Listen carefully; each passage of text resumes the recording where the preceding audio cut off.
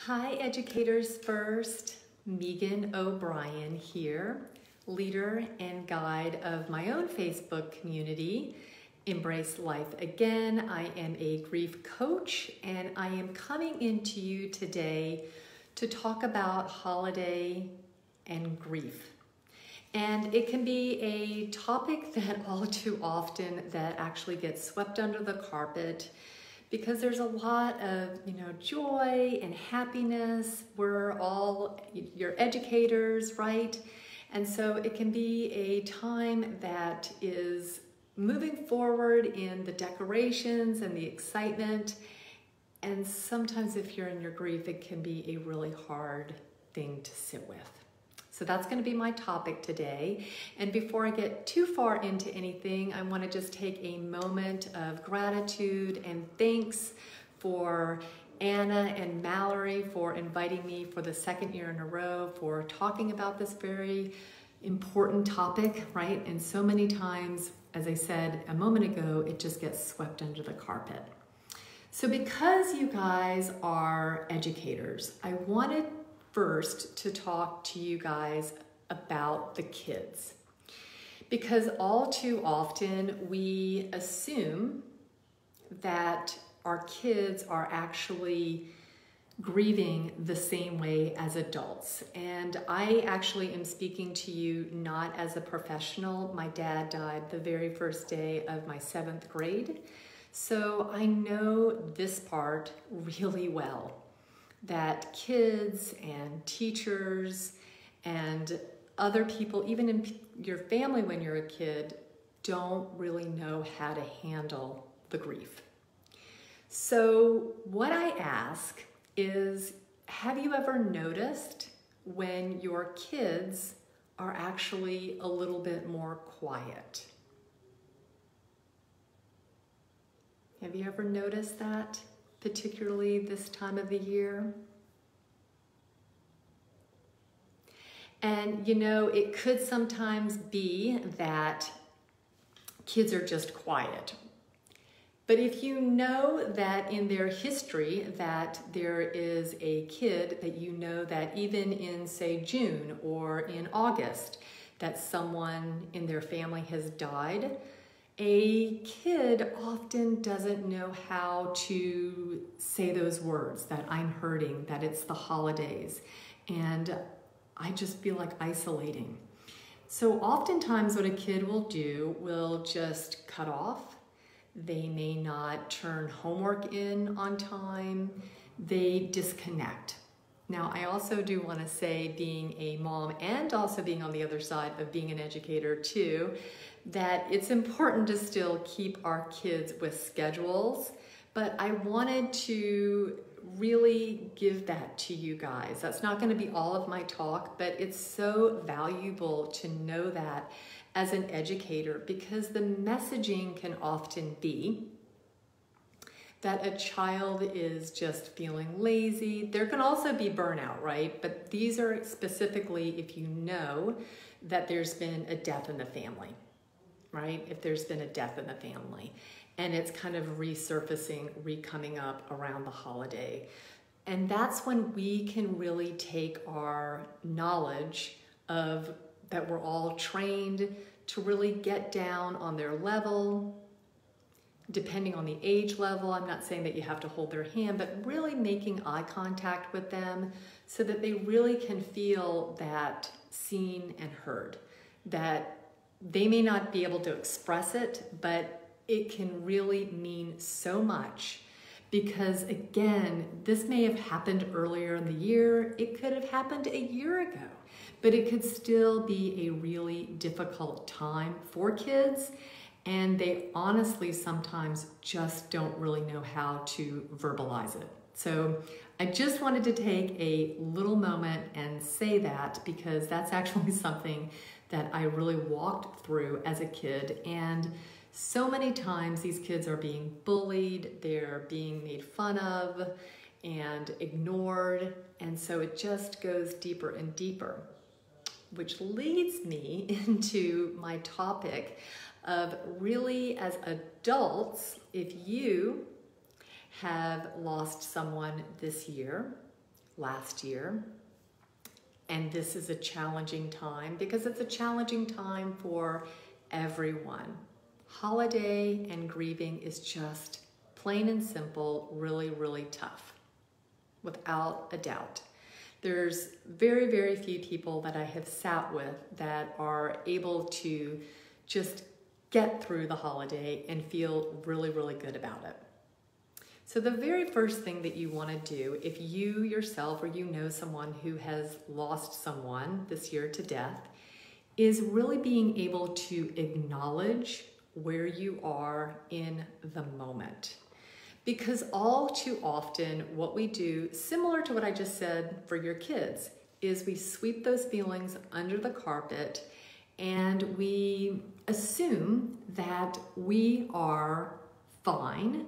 And that if you've ever heard, and you can give me a thumbs up or a like or whatever, but if you've ever heard time heals all wounds, I can tell you that it doesn't work that way. I have actually sat with someone who never grieved her person, and then she happened to be driving by the hospice that I was working at the time. She needed help, she could barely breathe, and this was 18 years later. So for everyone who really thinks that time is the great healer, it's really not that. It's taking that moment of acknowledging that I am struggling today, I am hurting today, and I want to make this holiday party incredible, but oh my God, I am so missing my husband. And I don't know how I'm gonna make it through. And so what I tell my grievers, right, is that really the one thing that one of the takeaways that I can give you today, it's a little formula. Now, it doesn't work, it's not a magic wand, but by acknowledging your feelings, and then the second thing you want to do is when those thoughts come up, you're going to then set an intention. And for my grievers, this can actually happen over and over, as you can guess, right? And it's having that intentional kindness to you, where you're not just jumping off and saying, okay, I've done that, I'm good.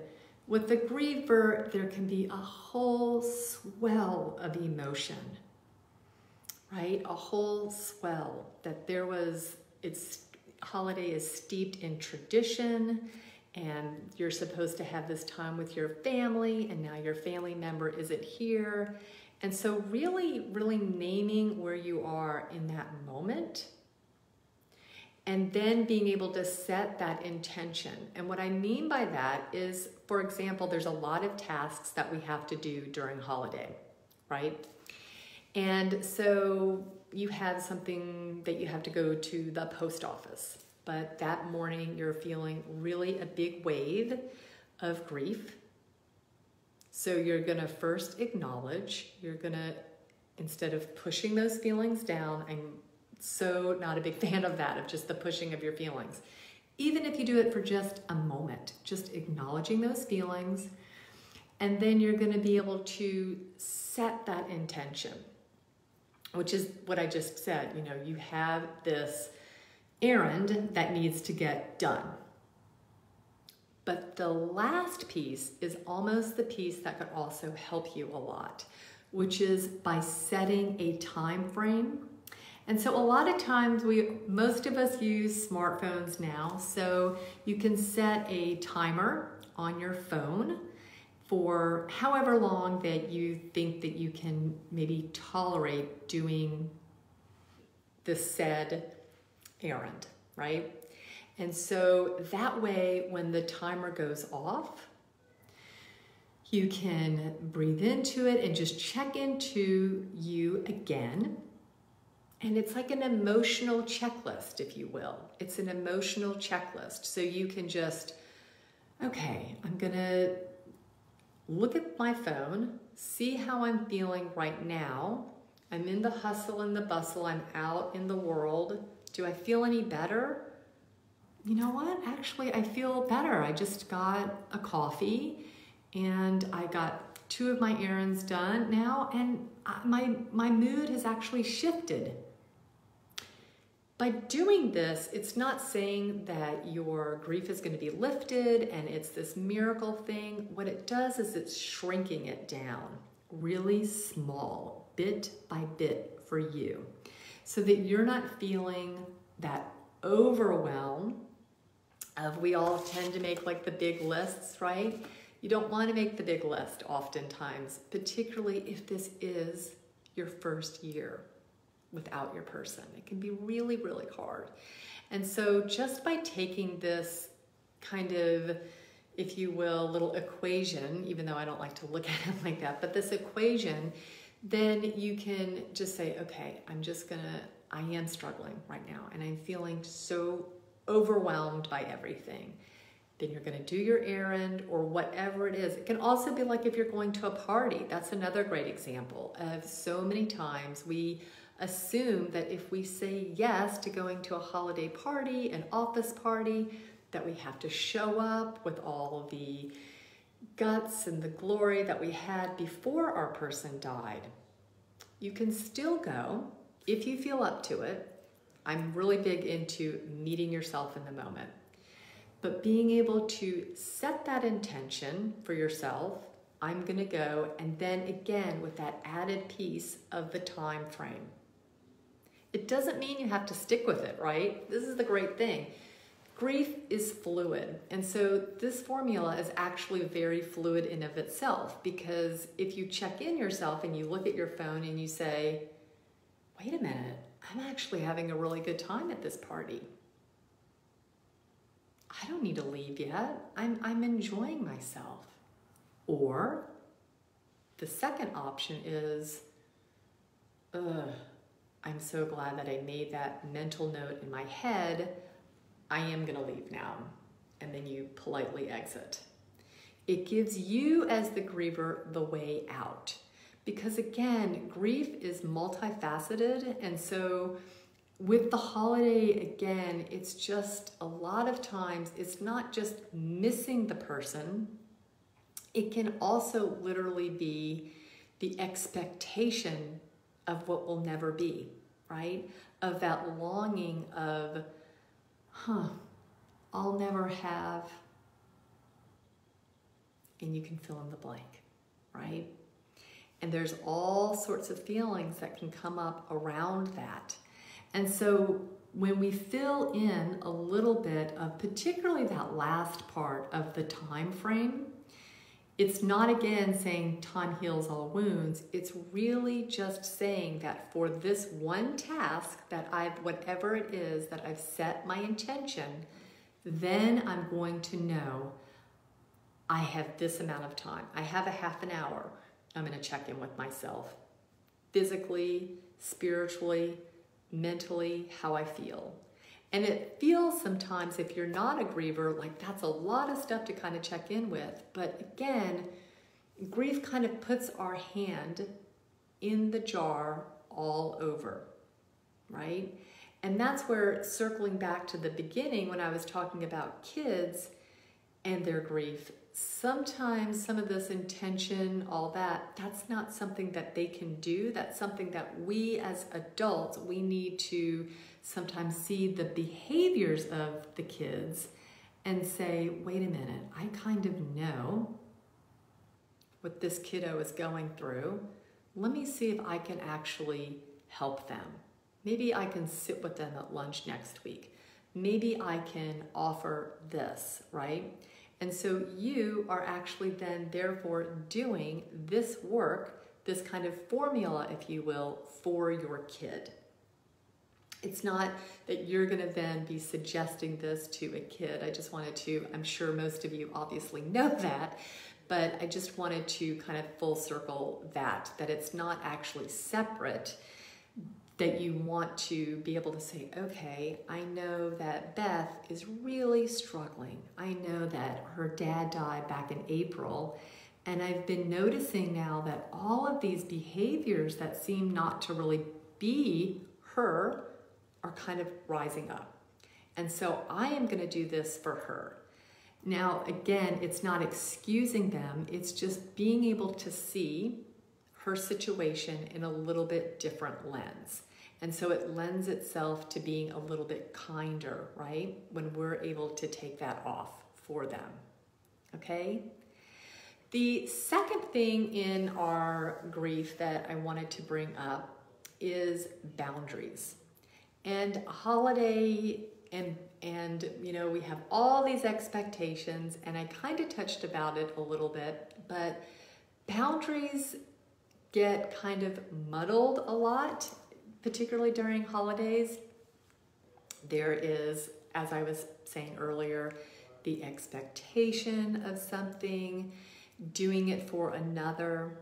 One of the things that it's really important to realize is that as a griever, everything shifts, right? Everything shifts. Not just the death of the person, but the way that you actually from here on out relate to everybody else. And if you've experienced a death, you know that all too well. And so by boundarying yourself, again, taking exactly what I said from the beginning, the acknowledge part, right? By boundarying yourself and being able to say, you know what, that doesn't feel right to me. It's not you telling other people necessarily how they have to act towards you, because it's all about the control, right? We can't control other people as much as we want. So what needs to happen for you is to be able to put you first. This is a very tough concept sometimes for a lot of the people that I sit with, because so often, particularly if a spouse has died this year and you're used to putting your kids first and their needs, the idea of putting you first for a moment is a really tough thing. And so what often I teach is just that lens, that first lens is being kind to you, right?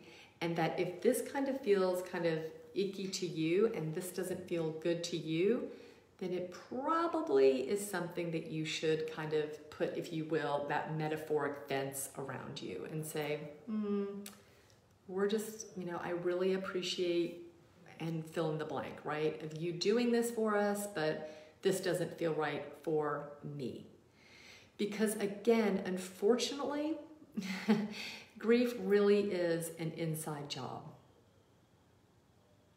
It really, really is. And so the more that we lean into, we need to empower us, that no one else is going to see that necessarily the way that we hold our person, that we want to be that we want to have that memory, right? It's going to be tricky, right? Because if we're always reaching out and looking for other people to reflect those feelings for us and help us ground, your grief is going to be a lot harder for you. But if you take the moment, like we did in the exercise a moment ago, of really acknowledging, setting the intention, it goes the same way with your boundaries.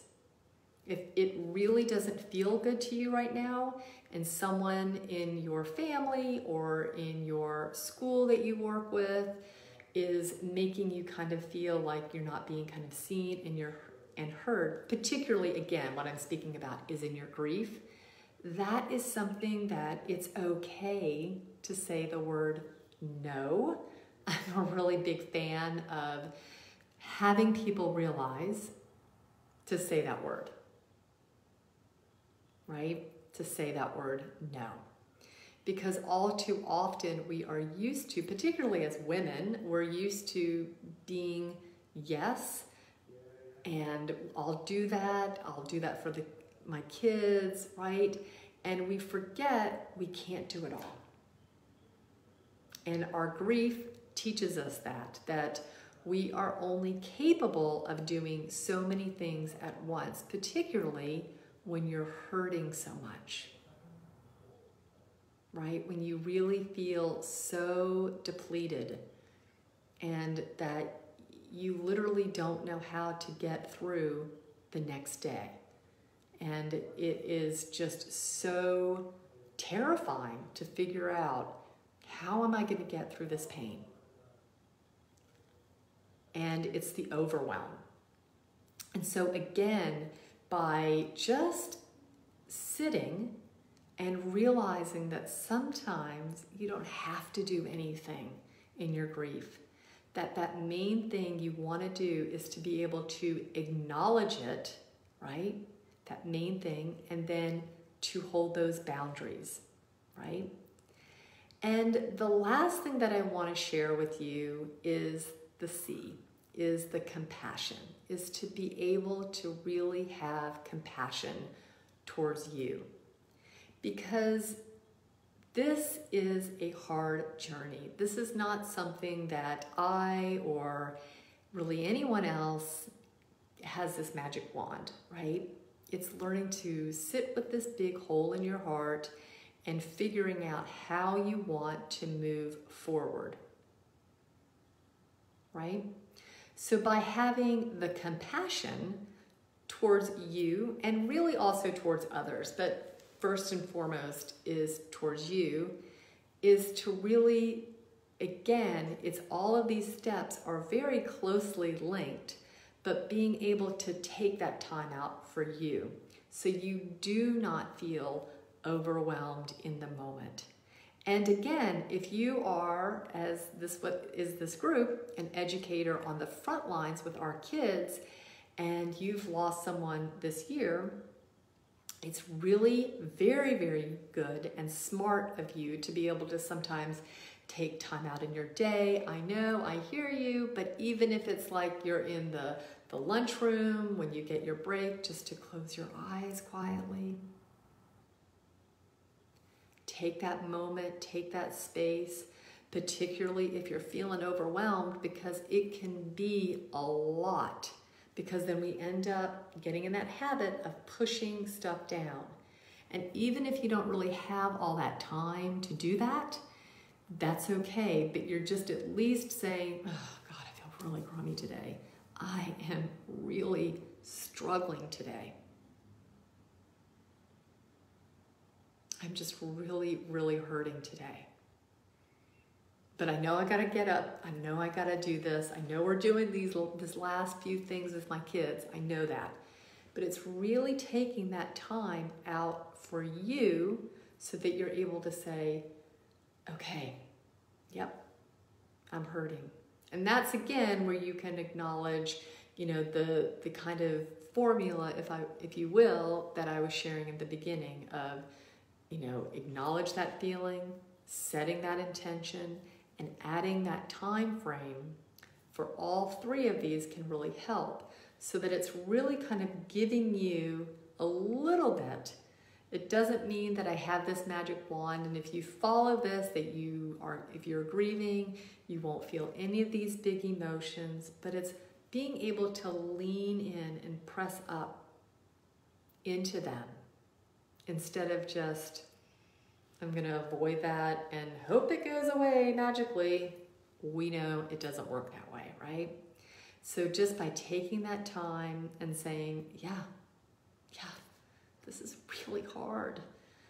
And I cannot slow down in my day, and my kids expect me to be on every minute and entertain them, but I'm hurting today. Even that can help, particularly around holiday, right? So be good to you, right? That's the number one thing that I want to say too, is that last part, right?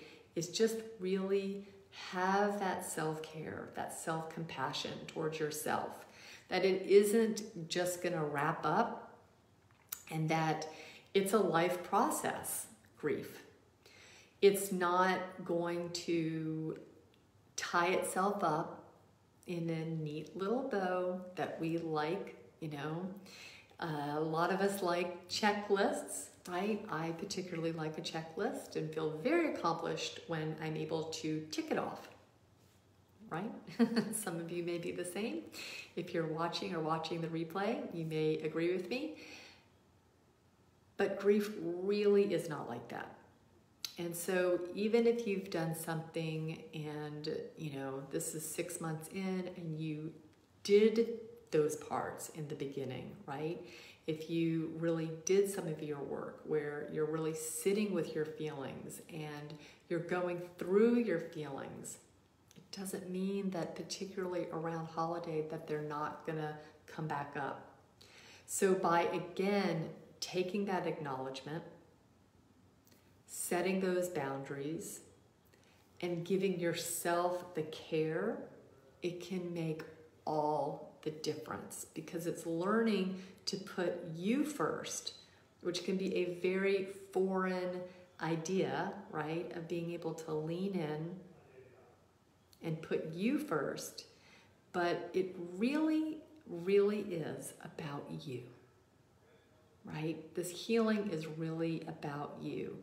And it's very terribly sad. And as I said, I haven't just lost my dad, I've lost many people in death in my life, particularly when I was a kid. And so this issue, for me, particularly around holiday, always comes up. I always take that moment of memory and how can I honor them, right? And so there's many, many things that, all these different components that hit this time of the year for me. So I really, really hope that this has helped a little bit. I am going to share my link to my group. If anybody is, hurting and they need extra support, again, that is something that I also do on a one-on-one, where we really do a deep dive, really trying to figure out how to help you as the griever reinvest back into life. Because so many times when our person dies, we kind of feel like shrinking, giving up, and it can just, as I said earlier, it's just a multifaceted life process. And so, while Ashley earlier in the week so well named what we can do in all these things around the holiday with the hustle and the bustle, that can be really true too, but it can be a little bit more complicated with a griever. So if you want and you know someone, have them join my group. I'm actually teaching a workshop next week, Monday through Thursday. So if you do feel like you want to go a little bit deeper dive and you need some more support, or you know someone who is hurting in the school or even outside of this community, please refer them to my group, because my whole thing is to really be able to support grievers, because it can really be that time that there's that shame piece that can come up, and we don't express our feelings enough, that we don't want to say a lot in our grief, in our pain. And there's that old adage, right, of time will heal all wounds. So the more that we can share, the more that we can take that time, then we are going to start that journey of healing us in our grief. So I hope this has been helpful. And again, please let me know how I can support you or whomever is grieving. And as always, it's been a real pleasure to be here. And thank you again, Mallory and Anna, for having me. All right, take good care. And I hope you all have lovely, lovely holidays, however you all celebrate. All right, thanks so much. Bye-bye.